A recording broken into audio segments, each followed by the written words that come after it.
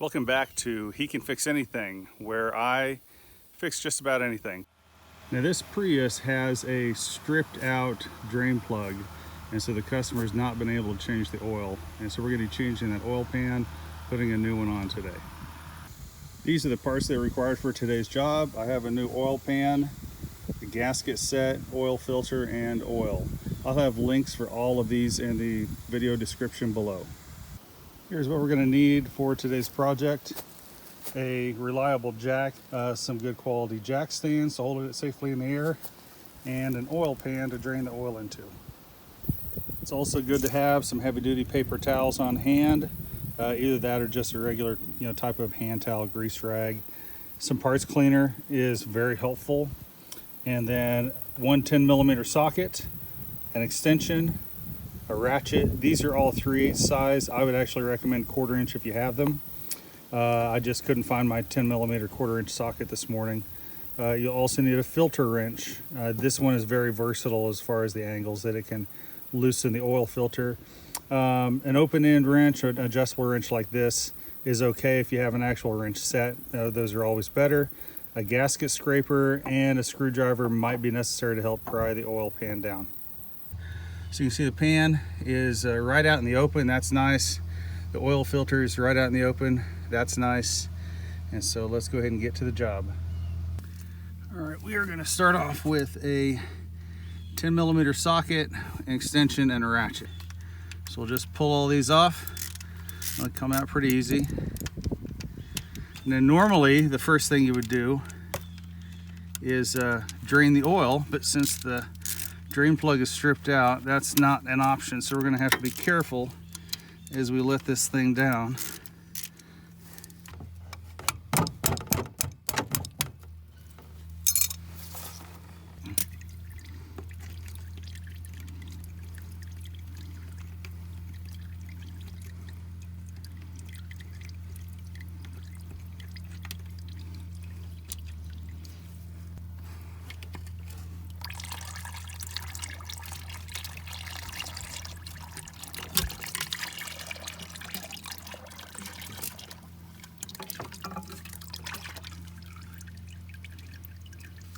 Now, depending on how cleanly the pan came off, you may need to use a gasket scraper.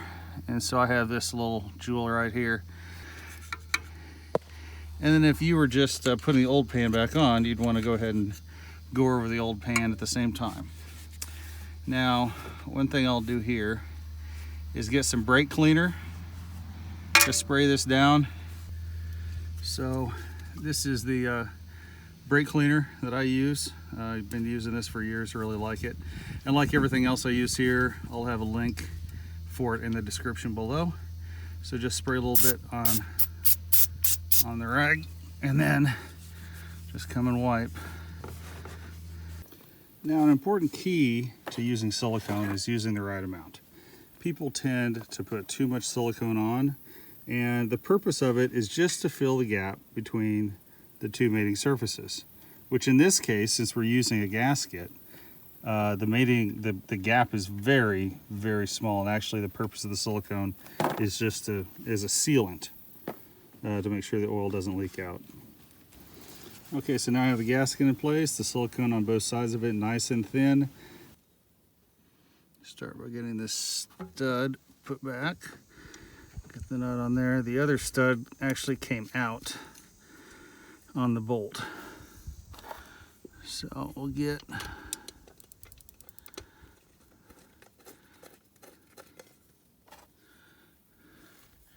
three of these in place to hold it.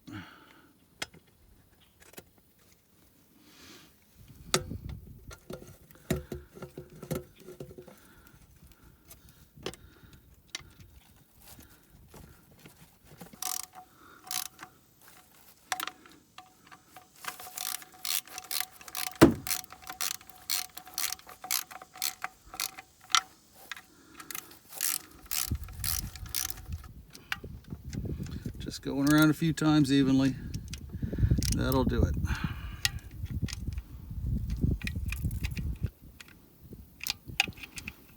There, that's it. Now when you do this type of a job, it is the perfect time to go ahead and change the oil filter since you're going to be putting new oil in. Now, that's surprising. That's actually really good. I'm not a big fan of Fram oil filters for a couple of reasons. One, their gaskets seem to get stuck and make them very difficult to get off. I've had more trouble over the years with Fram oil filters. I personally will not use them. In this case, the customer bought the oil filter ahead of time, so I'll put it on.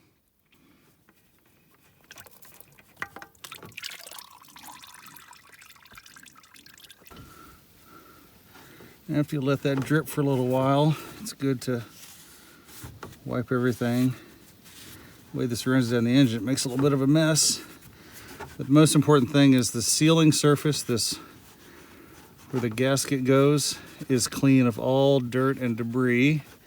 A little oil or residue obviously is not bad. What I do with a clean finger, dip it in the used oil and just put a little bit of a ring of oil. It doesn't need to be much, just enough to coat the surface. But the best way to do it is you spin it on until it seats, right?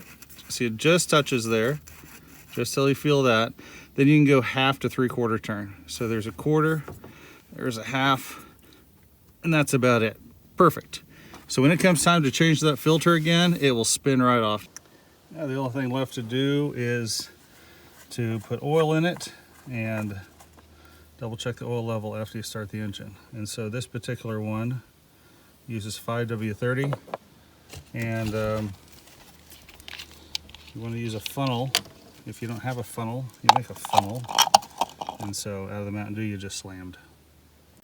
Now my customer's on a tight budget and asked me which oil to buy. And I told her just go to Walmart, buy SuperTech, and buy the full synthetic. You'll save money buying the Walmart brand, and fully synthetic is not that much more, but it's a far superior quality oil to conventional oil.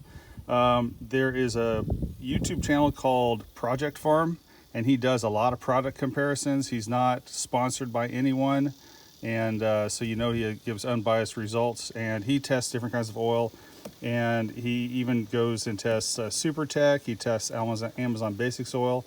And what most people don't know is this is not manufactured by Walmart. This is not from their factory. This is manufactured by a major brand name oil company. We don't know which one, but when this was tested up against the brand names of, you know, supposedly higher quality, definitely more expensive, this was as good or better than their competitors. And so I don't have any problem using SuperTech in my own cars. That wraps up the project. I hope this video was helpful to you and saved you some money. Have a great day.